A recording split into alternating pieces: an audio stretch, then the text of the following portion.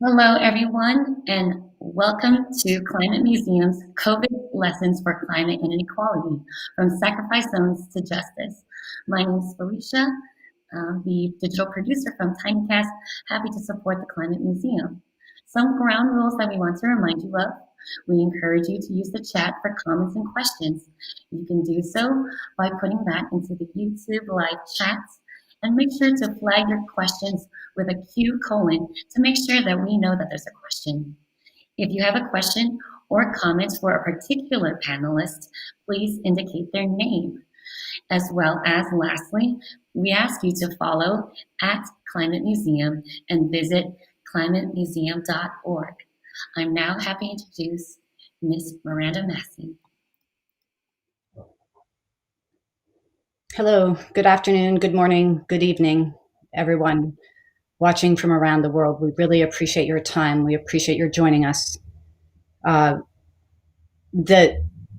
traumas and emergencies that we inhabit reached a new level last night with the non-prosecution of Breonna Taylor's murderers and the president's open announcement of his intention to execute a coup.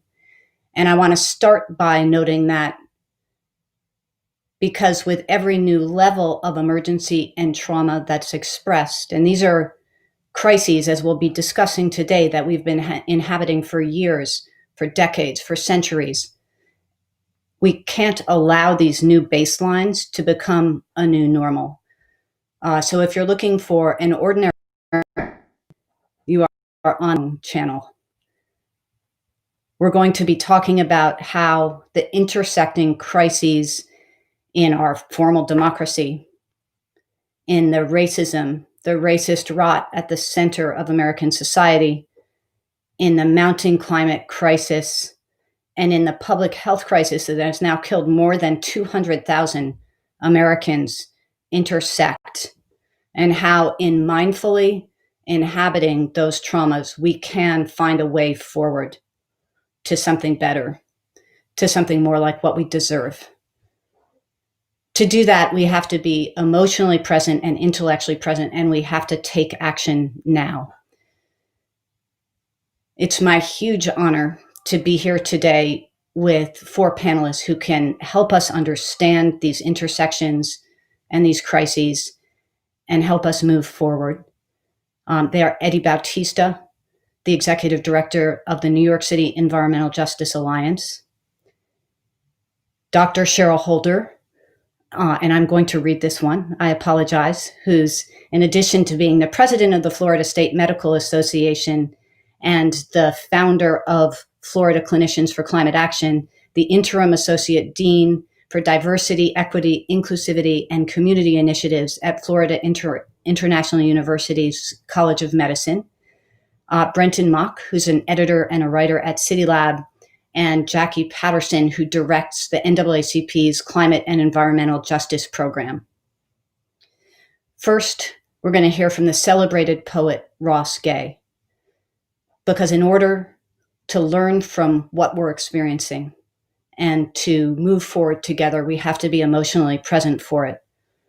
And Ross Gay is going to present us with 2 short readings that we hope will invite you to participate fully and mindfully in this conversation. Thank you all for joining us. Thank you. I'm glad to be here with you all. I'm going to read these 2 pieces.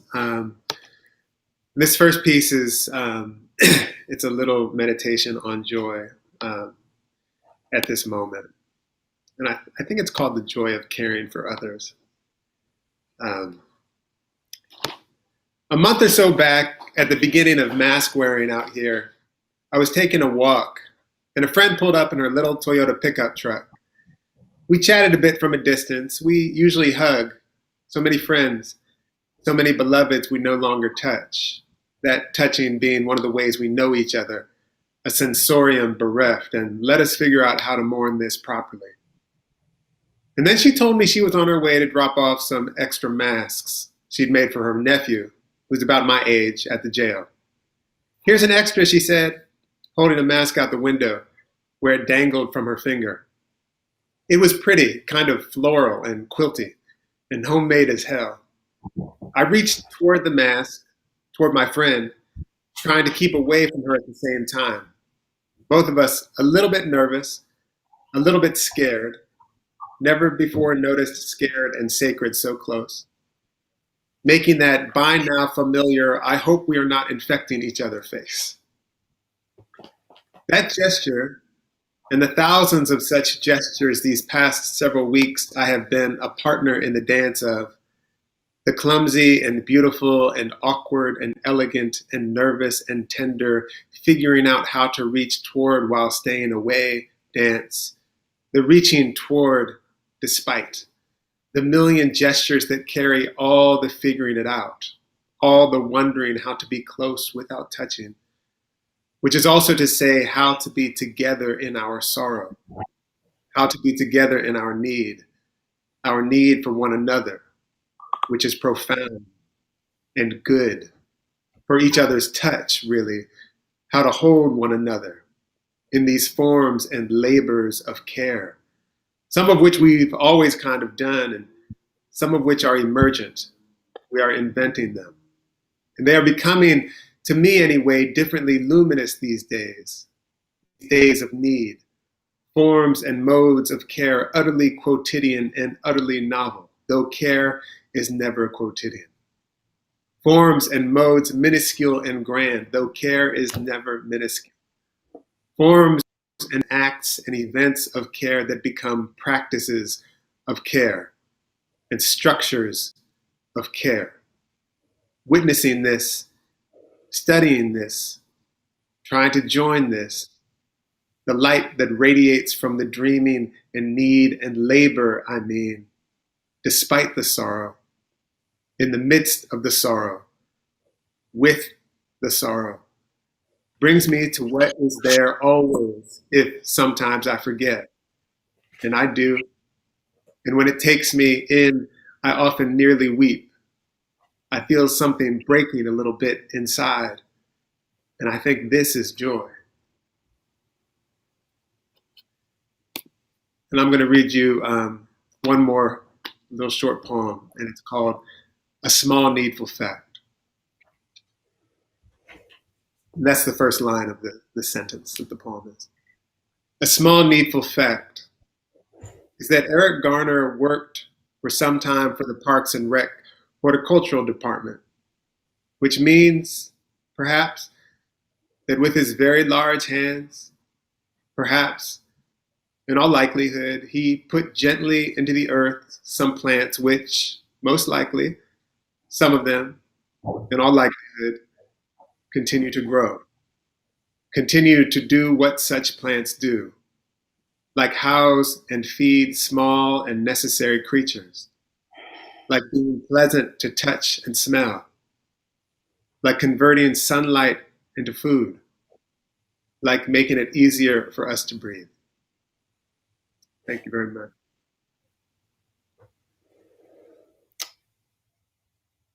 Ross, thank you so much for joining us and for the gift of your words and your care.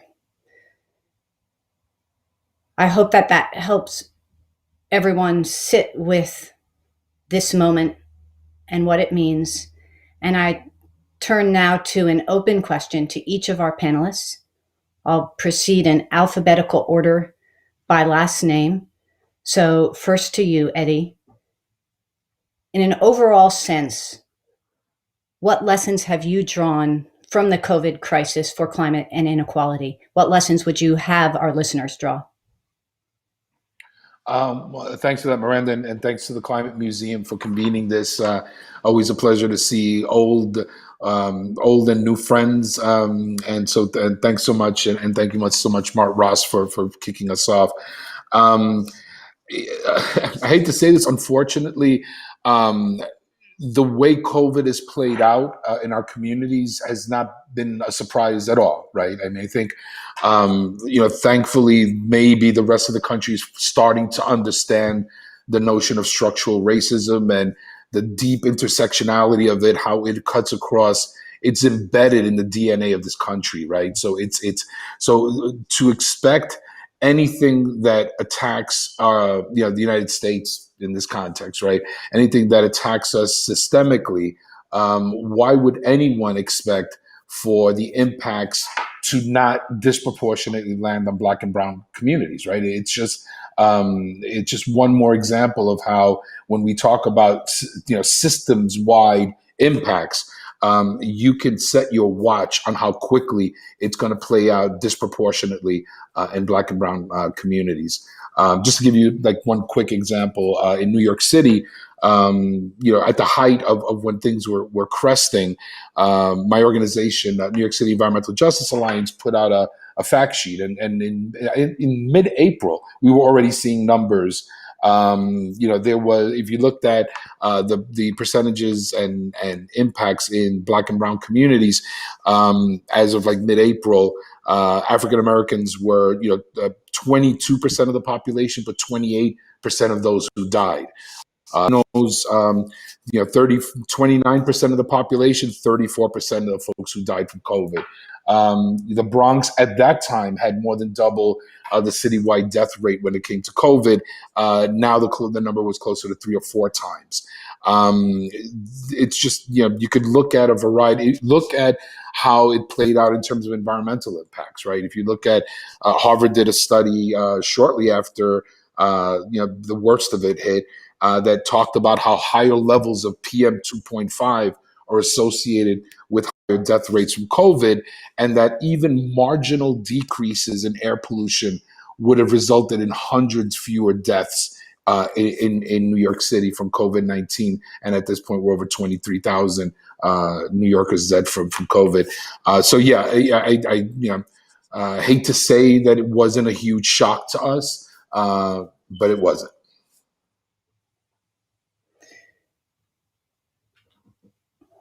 Understood. And in that lack of surprise and that confirmation of things you already knew, what lessons for the climate crisis?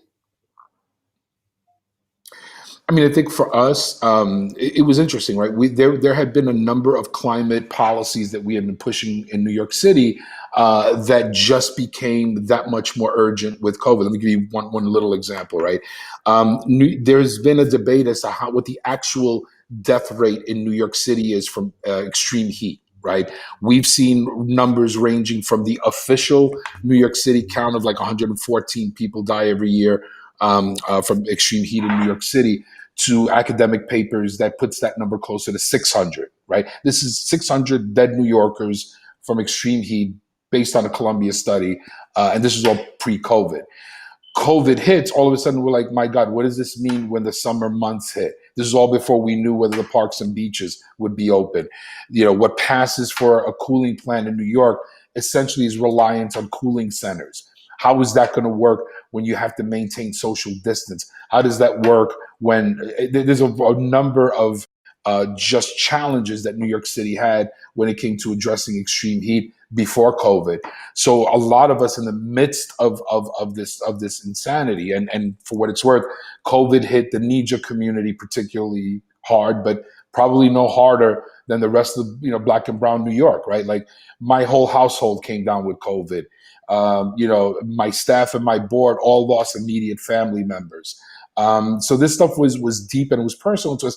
And in the midst of all this, we had to crank out our advocacy and make sure that we were pushing the city of New York and the state of New York to prepare so that we don't have more unnecessary deaths from extreme heat. And as a result of our advocacy, and not just us, but others, New York City made a commitment to purchase 75,000 air conditioners for the most vulnerable. We helped get the state to change its HEAP funding so that low-income New Yorkers will be able to access it. This is all in the middle of everything else, right? We had to drop everything to make sure that the city was getting ready for extreme heat, which of course we also knew would disproportionately impact our communities. So the lesson learned for us is that, the world doesn't care. The world moves on. You have to find ways of continuing to fight, because if you don't, the alternative is unspeakable. So yeah, for us, we had no choice but to continue to fight and advocate because we saw on the very near horizon additional unnecessary deaths.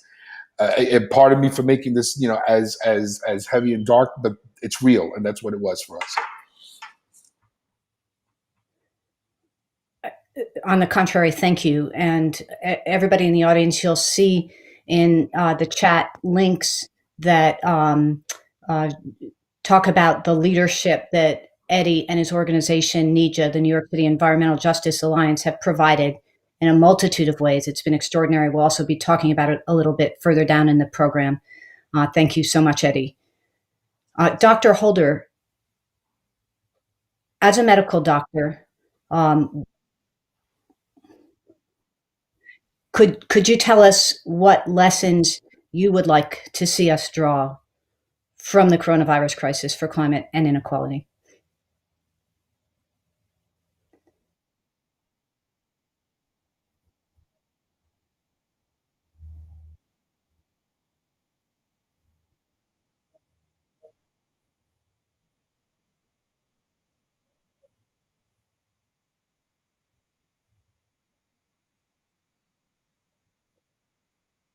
Where you live, where you work, where you play, your access to money and power, and all the policies that drive that. So we knew that the folks who are vulnerable before, the diabetes and everything else, would continue to be vulnerable. What COVID did was accelerate that process and amplified the death.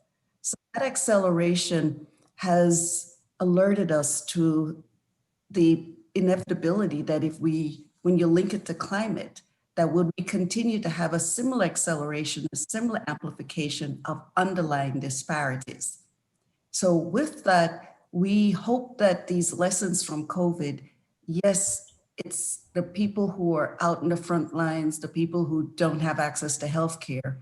I mean, when I think of the earlier times of when the coronavirus hit, they were telling folks, call if you need to talk, if you feel symptoms, call your doctor and talk to your doctor, knowing that the vulnerable populations often don't have access to care and don't have a doctor to call. So who do you call? So when you show up in an emergency room and you get pushed to the side because this was so new to doctors, and we already knew that the history of medicine and the data shows that many of these populations, their symptoms are minimized and their treatment may not be as aggressive and as acutely emergent as necessary.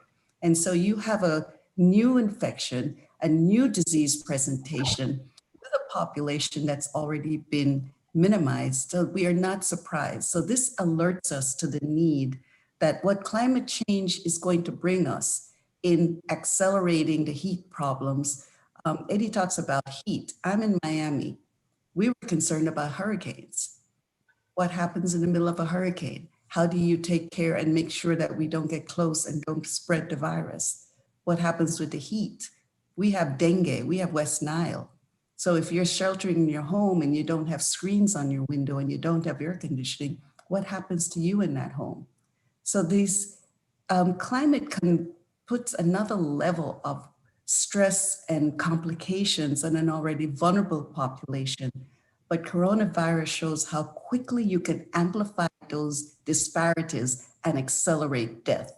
And we have 200,000+ deaths already, and many are unnecessary. But with climate coming, we can hopefully not repeat what we've just experienced with coronavirus and COVID-19. So if there's any lesson I see in the health profession, the medical profession that we are now recognizing is how do we address these social determinants? How do we understand the disparities? How do we avoid the unnecessary deaths that could happen when something amplifies and accelerates an underlying difficult situation for our patients? The social questions and the equity questions have to be dealt with directly on their own terms. There's no technical fix. There's no fix that's simply medical science, echoing Eddie's comments. Thank you. Brentin, you're up next, and then Jackie, it will be over to you. You've been covering environmental justice and climate justice and racial justice and injustice in America for years. what do you have to say to us about the COVID crisis and how it maps pathways forward in confronting the climate crisis?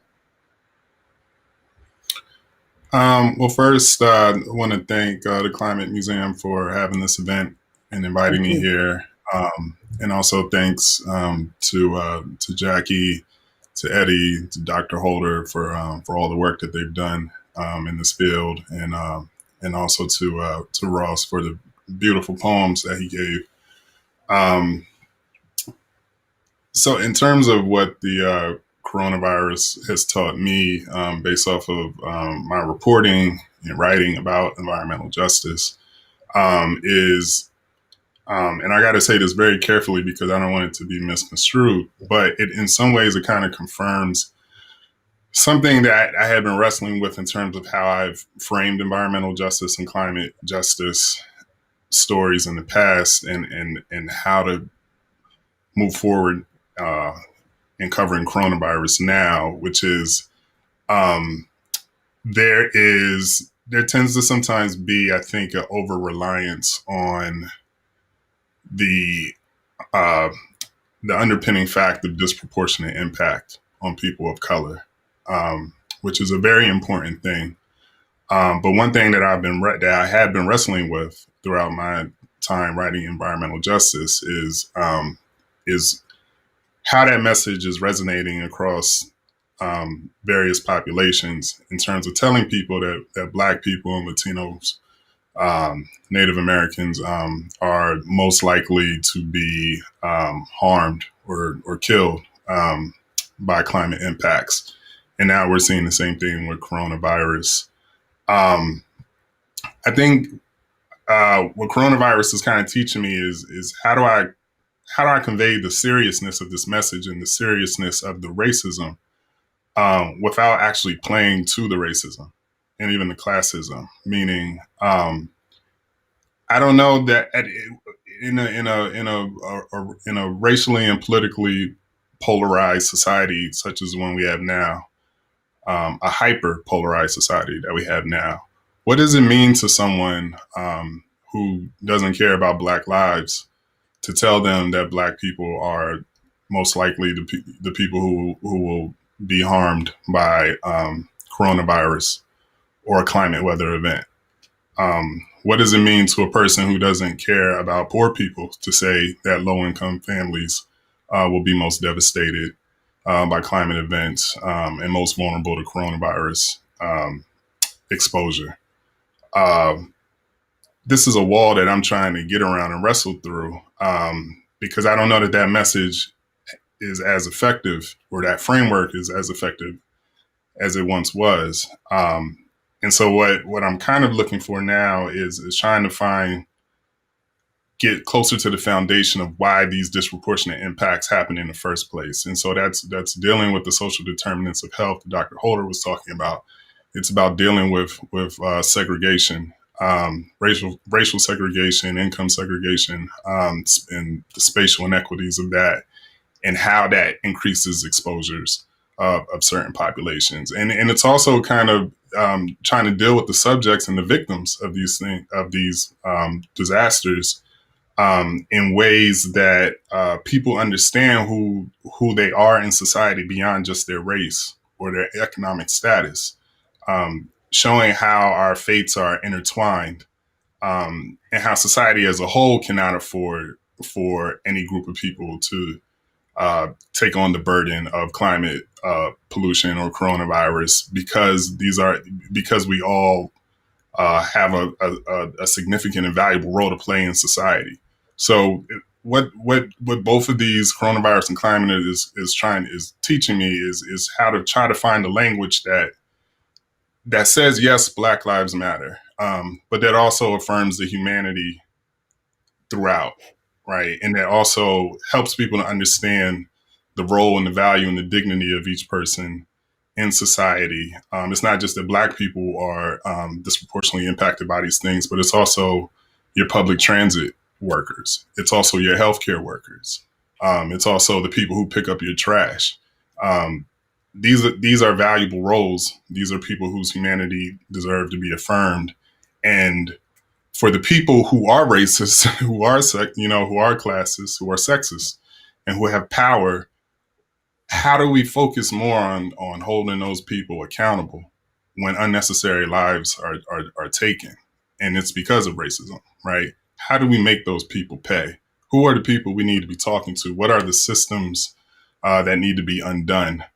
And kind of finding the ways to advance narratives that way by focusing on that, as opposed to just the what I just call like the baseline foundation data of just, yes, we are disproportionately impacted by this. However, what is the work that Jackie is doing with NAACP? What is the work that Eddie is doing with New York City Environmental Justice Alliance?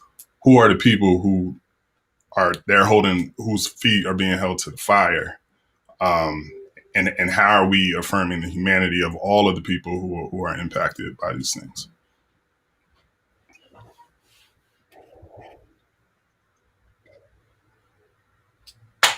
Thank you so much for all of that. On the spatial expression of racist policy and the impacts both in terms of urban hotspots and COVID and a host of other acute harms to human beings whose work and lives and humanity matters. There's a section in the resources blog, in addition to giving you access to further information about the panelists and their work.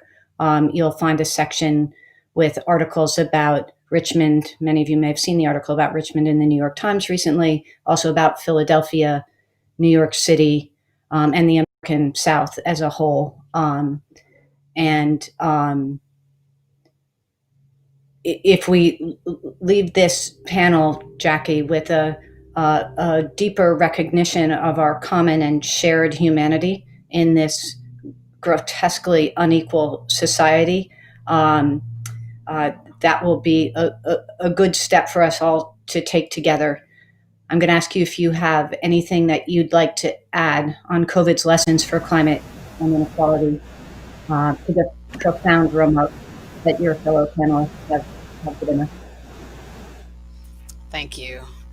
Yeah, so first I'm just honored and deeply gratified to be sharing this panel with Brentin, with Eddie, with Dr. Holder, and just already learning and being inspired by what they've shared so far. And I also thank Ross Gay for grounding us in culture work, which is so critical to the transitions that we need to make. And thank Andrea for her sign language interpretation, which is also such a critical aspect of our transition and transformation to make sure that we're being as inclusive in all our processes.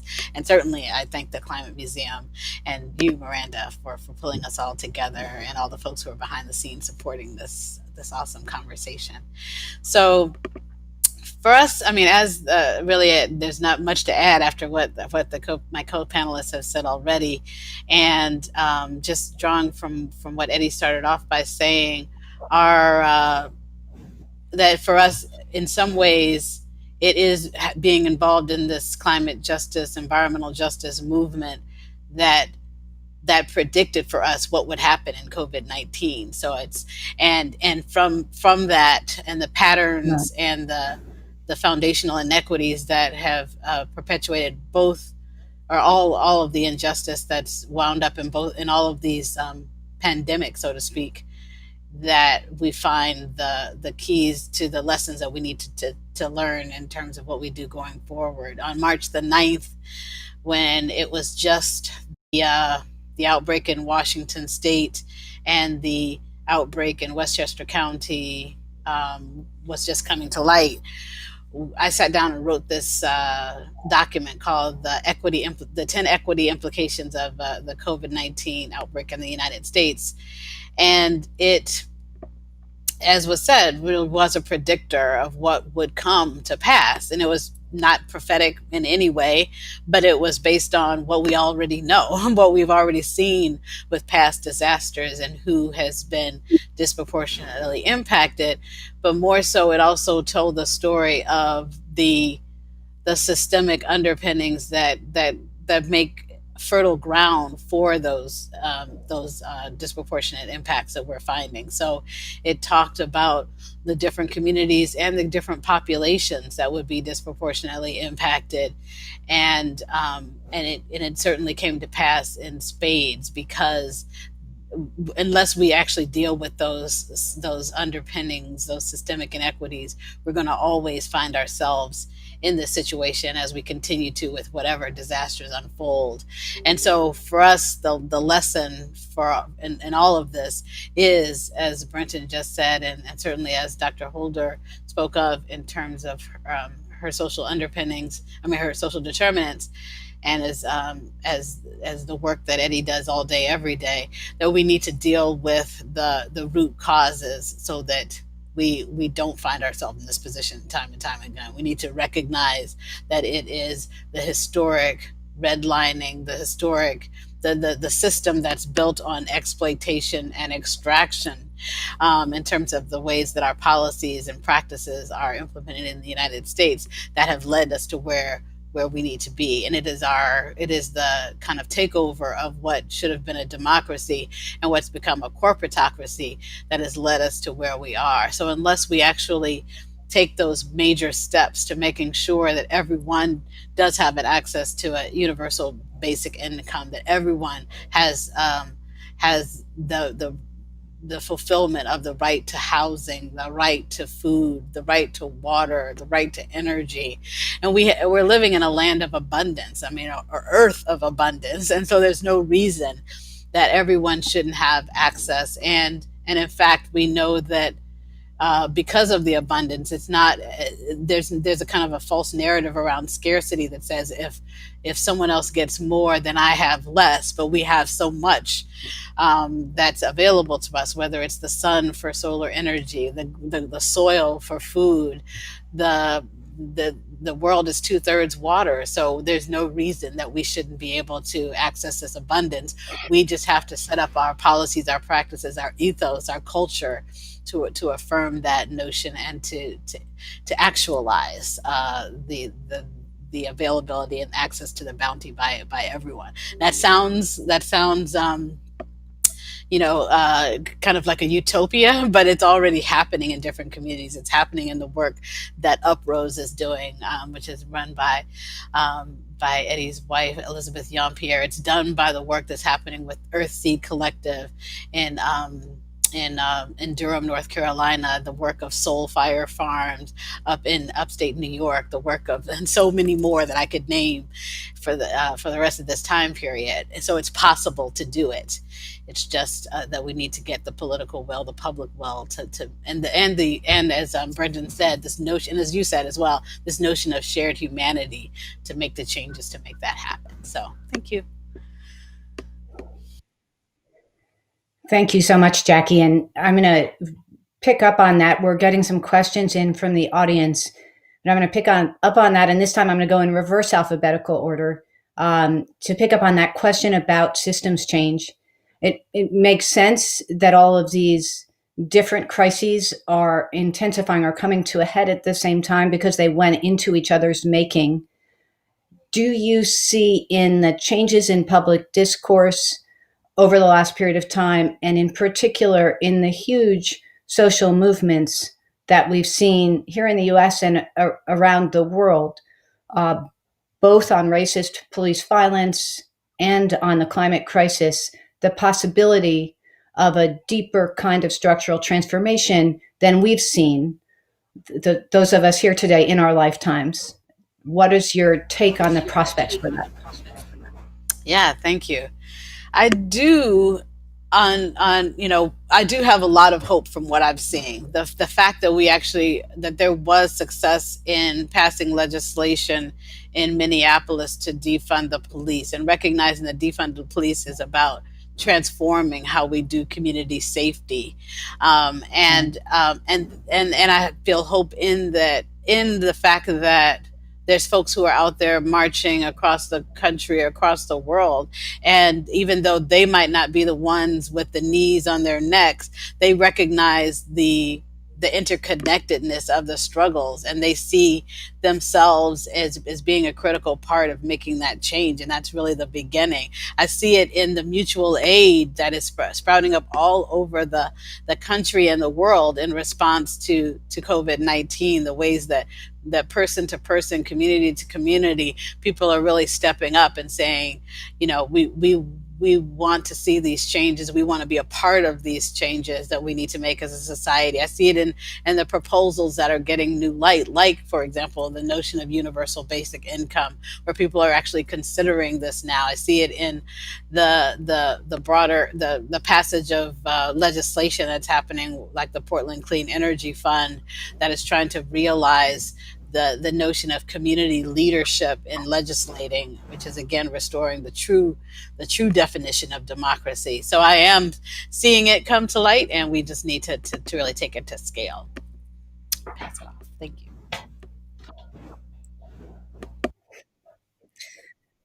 That is good to hear. Brentin, what say you?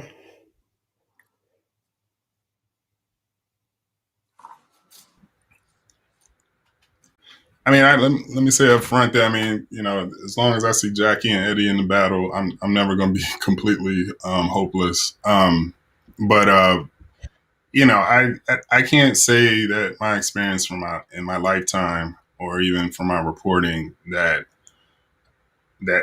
I've seen wide scale transformation. It's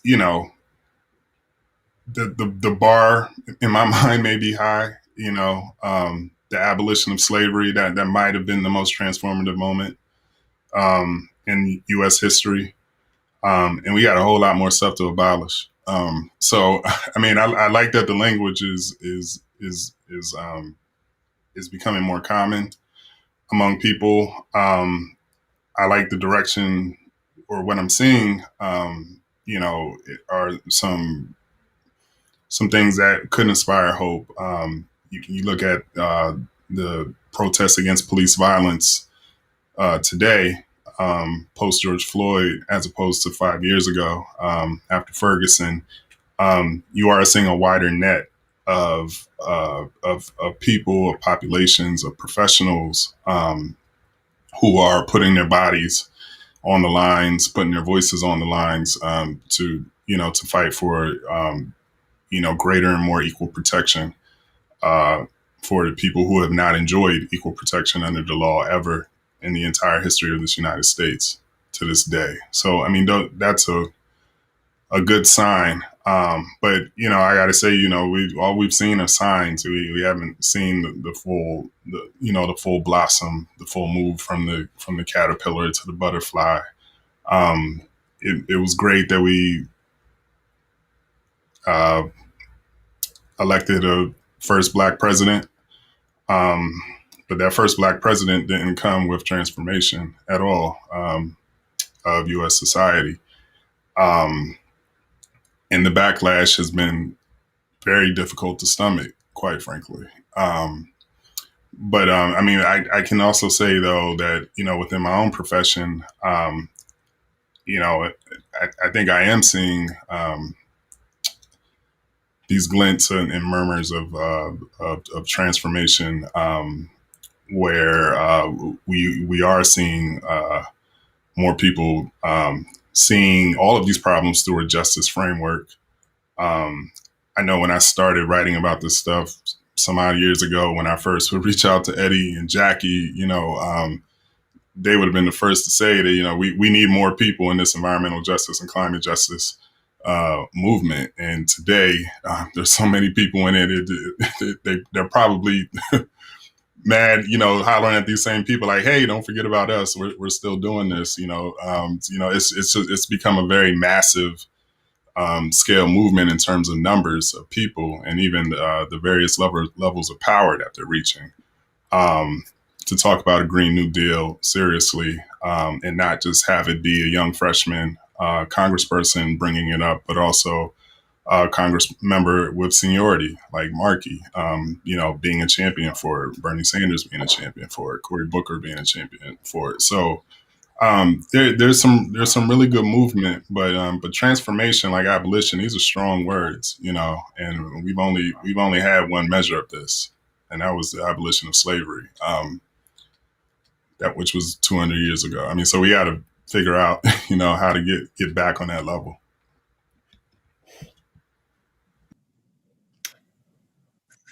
Thank you, Brentin.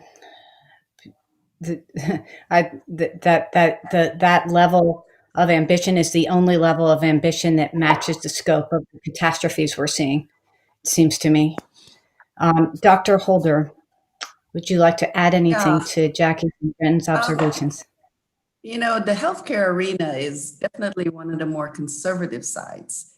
And we've had, I'm sure many of the physicians and world, just nationwide, is probably, we're very shocked and we hear it on the response to the science, especially if you're not in the climate world where you've always sort of grown accustomed to people ignoring the science and not respecting the scientists and the evidence. And this is the first time the medical establishment has had full front attack on some basic concepts that who would have thought anybody would have fought masks that would save lives. And the inability of our systems to really respond as well, allocation of resources that left the medical profession and the health systems as vulnerable as some of the patients I take care of. And I think in that sense, this pandemic has been relatively new for us in our systems. Now, will that drive change? I think it's showing our lack of power, and that may motivate folks to change the health systems and especially access to care. So I'm optimistic that something will move forward. I don't know if it will be some sort of universal health care or whatever it will, but I hope that will be something that will be challenged and taken forward. What has been amazing is that across the board in our medical systems, our students, our residents, there's becoming a voice that's welling up to look at the equity message, to address the social determinants of health, because they're coming into the world to care for these populations. I always tell everyone that poor people, Black and brown people, are just canary in a coal mine. What's happening to us? We're at the forefront. However, just give it time. Nothing escapes when it comes to the health, especially something like what we breathe. You can't escape it unless you're going to stay in your mansions forever. You are going to have to come out into the world. So at some point, we're going to have these changes, and climate change is going to push us to make these changes. I do see the vulnerable population suffering, but everyone is going to have to at some point step up, and there will be transformation. How good it is, we don't know, but we see some signs that the younger population is beginning to feel their voice and shout and beginning to see the power that they have in numbers, the millennials, because they are the largest population. And if we can get those numbers to push the change, I think we can affect some real change. I tell everyone HIV, I'm an HIV specialist, and I came through the HIV epidemic. And in 30 years, we accomplished a lot with HIV. Now, we didn't have transformation, we didn't get access to care, but we saved a lot of lives, and we had a system of collaboration, and where the activism with the patients and the communities work. So we have models like Jackie talked of models that are out there. We have models with HIV, which decrease our transmission worldwide and increase lives. So there are ways that we can get the transformation. We just have to mobilize our forces and continue fighting. Thank you. Thank you, Dr. Holder.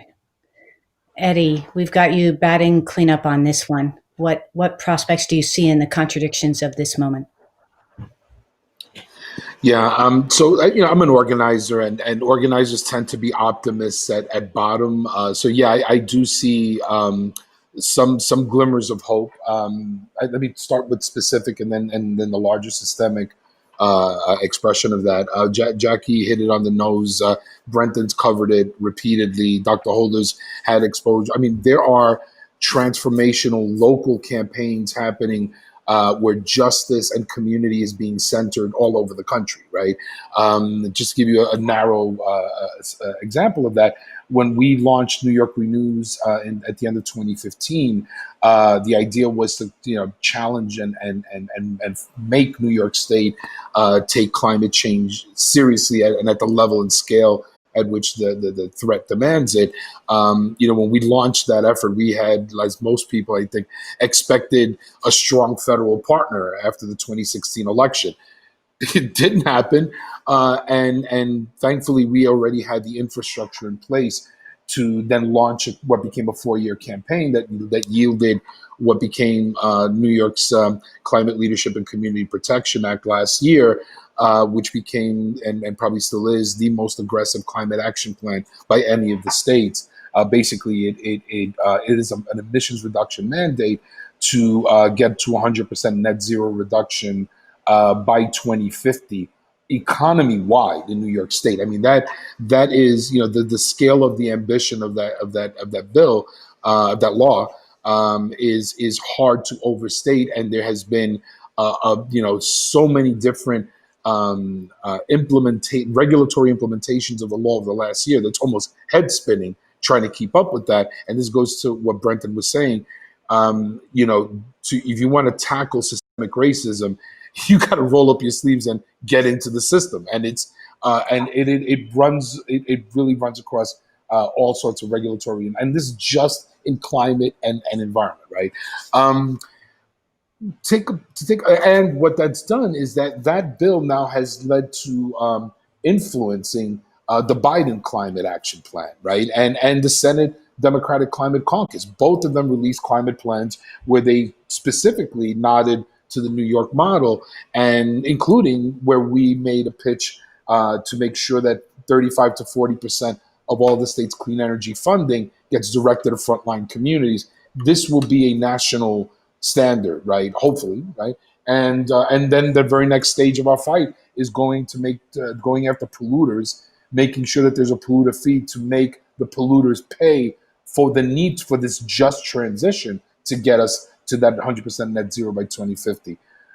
But what gives me, I think, the larger, at least glimmer of hope is the massive outpouring of resistance that we've seen over the last year. We need to have our movements ready for the challenge that we're faced with. I mean, we began this call by Miranda reminding everyone that we just had a president last night openly entertain a coup, right? The level of fascism that is generating daily by this White House, one of the things that I've come to recognize, or at least see, is that our white allies, the fear that they have of encroaching, creeping fascism has alerted them and has given them a sense of urgency that Black and brown people have always had in this country, right? Fascism and the deconstruction, the destruction of basic democratic systems and structures and institutions, that fear that our white allies fear, that kind of fascism is, we called it slavery. We called it colonialism, right? So that kind of at bottom core attack on one's humanity that people are equating the fascist, playbook that's coming out of the White House. This is not anything new to Black and brown people. So in many ways, the anger and fear and courage that's being expressed right now by multiple movements is important, because what we have in store for us for the next 2 or 3 months is going to require that level of anger and courage and fighting. The fights that we have ahead of us as people of color and white allies and folks of goodwill, we have not had a fight like this in my lifetime, right? And I think that the massive outpouring of resistance movements over the last year is what we needed to get us ready for the horror show that's on the horizon for us. So yeah, I'm hopeful because people are fighting. And the last thing I would say is that we all know that the demographics in this country, the climate change, all of the systemic ways that the red signals that are popping for us as a country, we know that ultimately the extractive, rampant capitalistic profit making, all of the systems that we know have led to these disproportionate and disparities in our society. Why would we think that empire, that the people that benefit from these systems, why would we expect anything but violent resistance from them for the inevitable path that we're going as a society, right? We knew that the empire was not going to give up easily. So this, and maybe this is the last gasp of that, but this fight is the recognition that the future and soul of this country and world is now coming into sharp relief for a lot of people. So yeah, get ready to get down, folks, because the fight is coming, and this is a fight we have to win. Thank you so much for that, Eddie. I was going to pivot to a question about the interplay between local activism and local leadership at the regional and state level, and how it interacts with national advances, because both your work and Jackie's work have been in that space so much, have changed so many laws at all the different levels of government, and have changed so much in the discourse. But I want to take the opportunity that you've just given us with what you just said, to urge everyone in the audience to watch a couple of clips that were sent around after our preparation call for this panel, where in the most generous way possible, Eddie and Jackie shared an SNL clip from just after the 2016 election, and also a clip from the Seth Meyers show featuring his writer Amber Ruffin, who's Black, as most of you no doubt know, as a way of communicating how differently these crises land for anti-racist white people than they do for people of color. And in the spirit of trying to learn in public, I want to share that, and also direct you to the chat where the links will be dropped. I think it's incredibly important for us to stay open in our learning from each other. And that, Brentin, takes me to an exchange that you and Eddie had in 2014 after Eric Garner was murdered on Staten Island by the police. And in that moment, which was, to remind the audience, it was a very notorious police killing, the first time that the phrase "I can't breathe" became associated with racist police killings in America, or became virally associated with them. Eric Garner was a father and a son and a horticulturalist at the New York City Parks Department. He also is the subject of the poem that Ross Gay wrote and read for us, "A Small Needful Fact." And you two had an exchange about that resulted in your, Brentin, very generously learning in public about the intersection of different expressions of racism in the United States that I wanted to ask you to tell us about.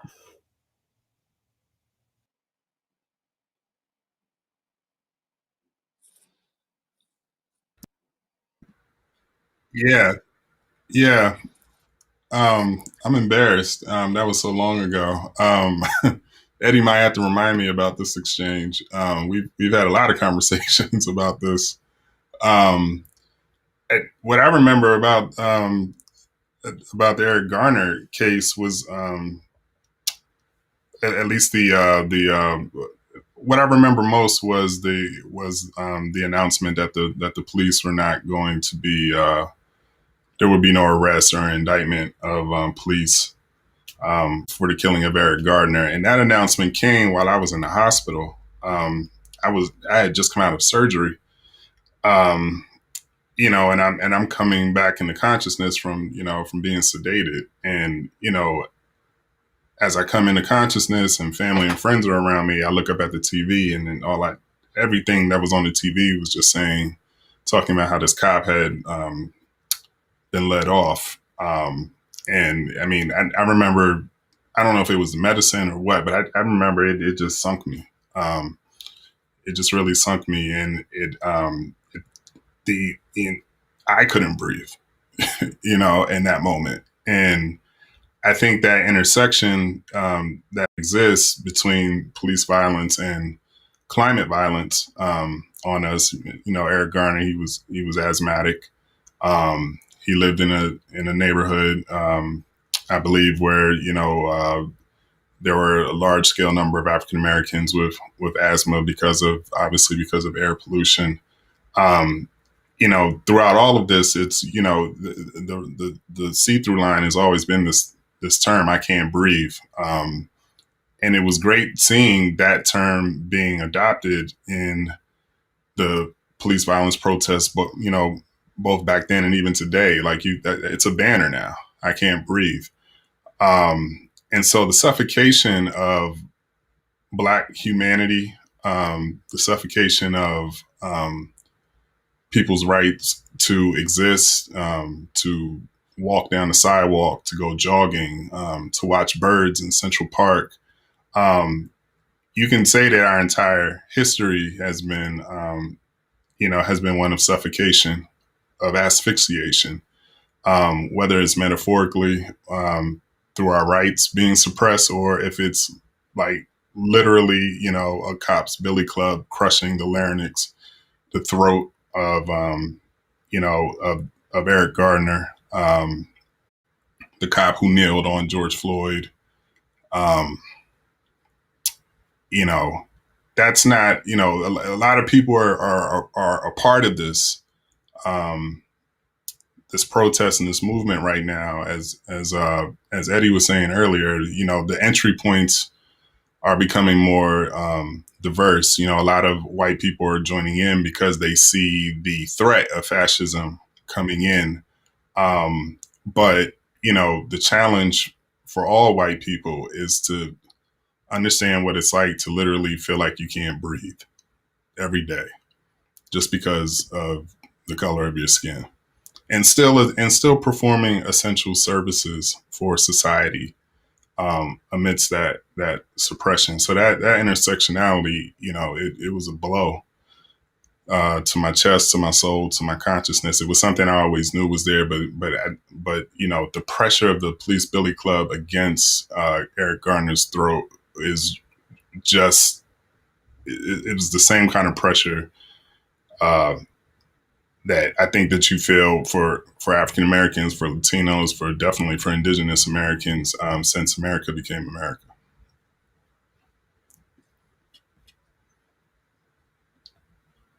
Does that sound about right, Eddie, in terms of what we talked about? Yeah, no, absolutely. I mean, I think, and you're right. It was so long ago, and we've had so many conversations since then. I think what happened was there was a news article. I don't know if it was the Post or the Washington Post, but there was a news article that was talking about, the title was something like "Not Even the Very Air." There was some. It was an awkward attempt to connect environmental justice to Eric Garner's death, or not that it caused it, but that it was, it's hard to not look at air pollution as well as all these other systemic attacks on Black and brown people.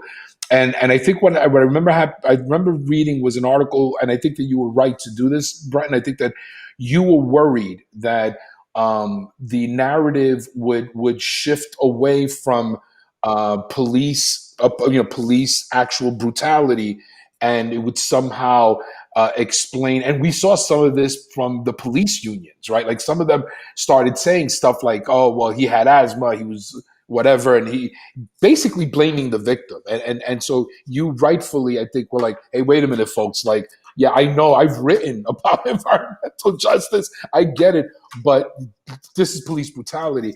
And I think that what you and I talked about afterwards was, well, it is, but as we're addressing structural racism, it's important to lift up the different ways that we are as Black and brown people daily, hourly, impacted by disproportionately. And I think that was that. And what's interesting is, like, as you said, over the years now, the Black Lives Matter movement, like everybody now is making that connection, right? About structural racism plays out so many different ways that every opportunity we have to identify how we're being structurally and systemically killed, right, disproportionately, that it's important to not just make the connections, but understand that we can't excuse or explain away police brutality, but we have to contextualize it. And I think that you more than most writers do that on a daily basis. And I always thank God that Brentin Mock is on the beat.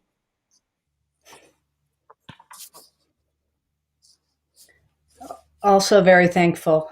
I have one question, Dr. Holder and Jackie, for the two of you, somewhat quickly before we turn to our closing comment from each of you, and that has to do with livability.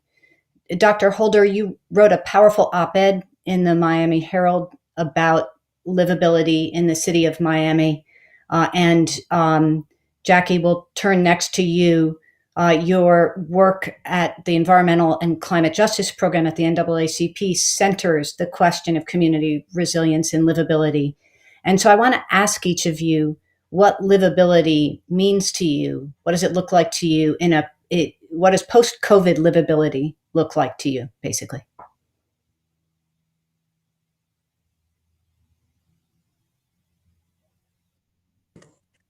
For my patients and my community and everybody in Miami, because I work in a clinic in a system that's only uninsured, poor people, and undocumented.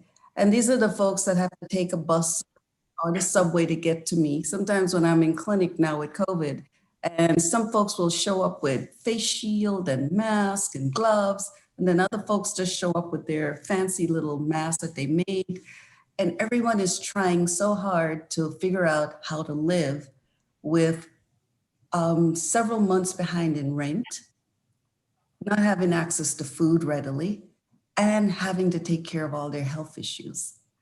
So just that day-to-day existence has become so much harder.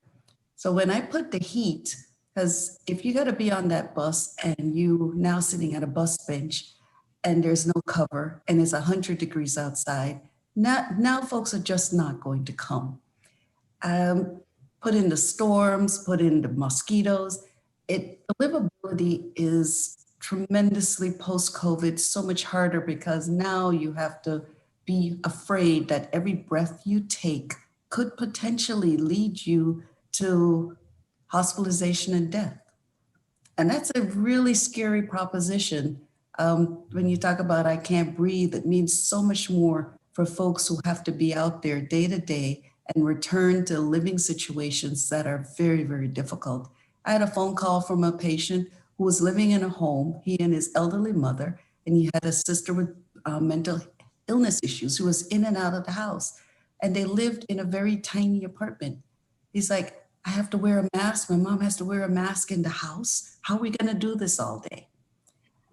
These are issues that the average richer person doesn't understand when we talk about livability and the inequities. And if you're going to come to a solution for my population, will you put those extra dollars to take that patient out, put them in a hotel? Will you bring the extra dollars to say, provide some free accessible transportation? Will you even say, pay the medication cost?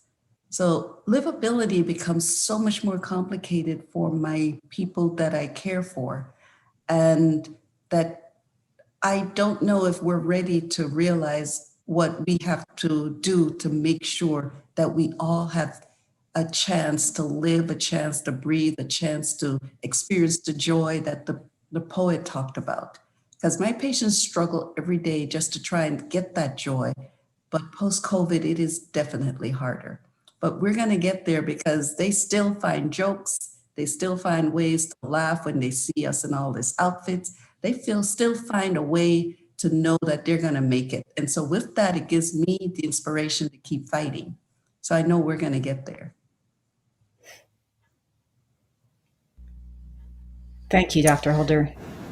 Jackie. Sure. Thank you so much. Yeah, I can't agree more.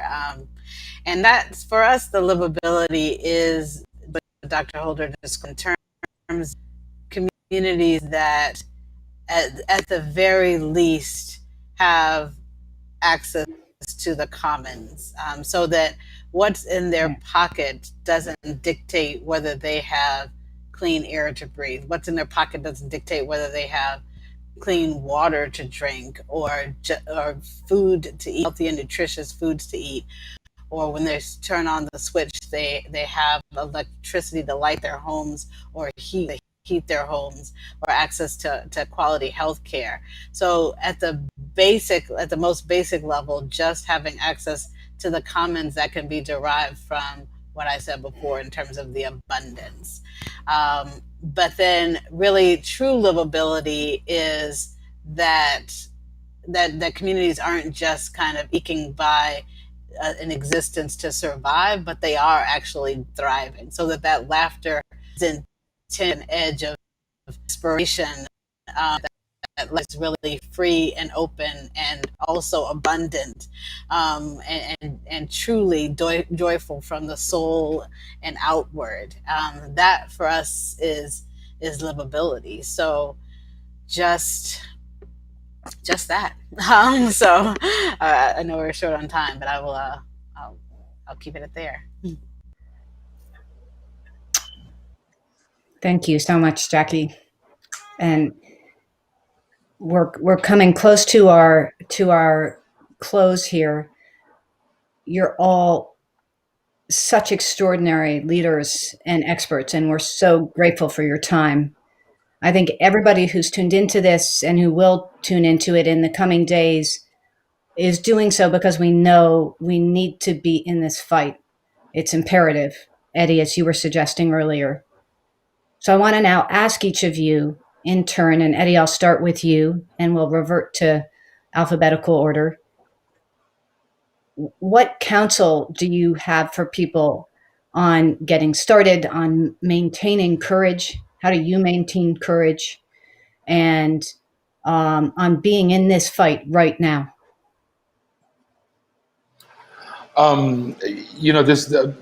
This question kind of triggers.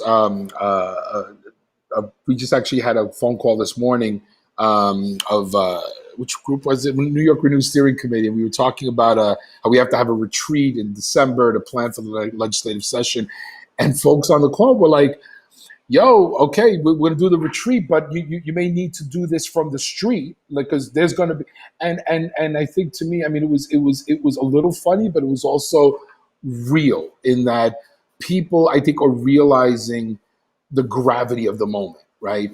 And are looking at the end of this year. And look, I mean, 2020 has been such a horrible year that in some ways, of course it's going to end this way, right? Like, how else can 2020 end other than like keeping us all at the edge of our seats about whether or not we're going to even recognize this country when it's through. I will say that I think that, what gives me hope are, our voices and the perspectives and experiences of folks like Jackie, Dr. Holden, and Brentin, and all the people that I'm so fortunate to work with on a daily basis.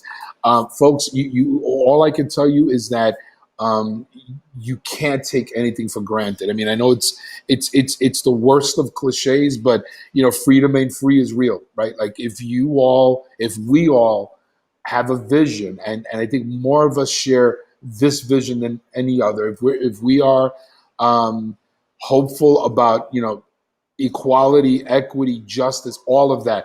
If that stuff is to mean anything, plan for the last quarter of this year to get down any way you can, right? There will be petitions, there will be meetings, there will be phone calls, there will be marches, and you have to vote. Like anything and everything that people can do between now and the end of the year, get ready, clear your calendars, because if this is not the time for folks to expect anyone else to step up, right? There's a famous saying that Elizabeth taught me years ago that ultimately I think Barack Obama adopted it, but it actually, my recollection is correct, started, this saying started by an African American sister who was, I think, a youth organizer in Washington. That saying that we are the leaders we've been waiting for. That moment, that sentiment has never been more true than now. And whatever reserves of courage you have to tap into, reserves of strength, get ready, right? We'll get through this because we're going to get through this together. But just get ready, people, because the moment is upon us, and it's time to fight, and it's time to also fight with love, right? And the love of a vision and the love of each other and community is what's going to get us through this. I'll stop there. Thank you, Eddie. Dr. Holder. I gotta thank you for inviting me, and thank you for the other guests. It's been a great session. I've learned a lot, and I'm inspired to keep going. And I can tell you, for what I have a patient, Jorge, who I call him Jorge. He's real, and he was a vendor, street vendor. He sold fruits and things on the street. He was undocumented, and he was sick, a sick man, and he lived in a 300 square foot shed in the back. And when we talked about climate, every time he worked, he said, it's hot, it's heat. He knows how hard it is. But he says, rain or shine, cold or heat, I gotta work. And I know what it is, but I wanna see what I can do to get the word out that we can do something. So he participated in an interview, and he allowed us to take his picture, because he is what we work for. And he is a symbol of humanity that most of us are just gonna work. Whether there's a revolution or not, we're going to end up working. But that individual, we can come together. We got to vote, but we got to feel the hope that Jorge had, that in his little way, he found a way to get the word out that the climate's changing. It is incredibly hot. My kidneys are dying. And we find a way that racism is real. The climate is real. We got to trust our messengers. We got to trust our science. But most importantly, we can individually vote, work together in groups and organizations, educate ourselves, and we can make that difference. Just like Jorge made his difference with his one little voice, we can amplify that and we can make that difference. And November does not have to be a terrible outcome for our climate. We can vote out the negativity in our country. Thank you. Thank you, Dr. Holder. We have some resources on voting climate that you'll see posted in the chat and also in the resources blog. Brentin, I turn now to you. What actions would you ask our audience to take? How do we get started? How do we stay in this most critical fight? I'll be short. Question everything. Question, especially if it's coming from people in power. I can only approach this as a journalist. I mean, question your questions, and question vigilantly, and don't be denied. It's very easy for us to be flattened right now, given everything that's going on. But don't be denied, and don't be afraid to question anything that doesn't sound right. Don't be denied. That is very powerful. Jackie, to you. Thank you. Yeah, definitely snaps to what everyone else said, and I would say that every day ask to do something, to ask yourself that day, like, what have I done today to make a difference? It can be something small, like starting a conversation with one's child or one's coworker, or it can be bigger, like what we should all be doing on November 3rd, which is going out and voting. But even after the election, no matter who's in office, we have to, because as we said, we elected Barack Obama, and there were certain changes that happened. And we can't just kind of say, okay, great, we've done that. Now we're just going to sit back and wait for what happens. So no matter what happens, we have to be the change as well. And we have to actively be the change. And so finding something to do every day, whether it's I've planted a balcony garden, my first garden in my life, because I've been home for the stay-at-home order, and now I'm growing my own food, my own dill, my own tarragon, my own lemons out there on my tiny little balcony. So whatever it is that one can do to move us towards really recognizing the abundance that we have in society, and that in ways that help us to be in harmony not only with the earth but with each other, whether it's through policy change or individual practice change, or just starting that dialogue and questioning the system every single day. Be very intentional about asking yourself what you can do and actually doing something. Thank you. Thank you. Thank you all. You've been absolutely extraordinary.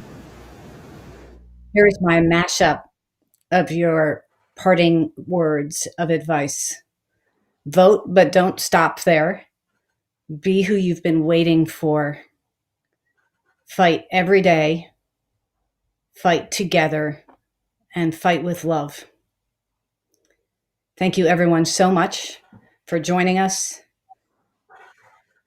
both here on the panel and those who are watching and those who will tune in later. We hugely appreciate the gift of your time. And again, to the panelists, your leadership is extraordinary and a gift to all of us. Many, many thanks.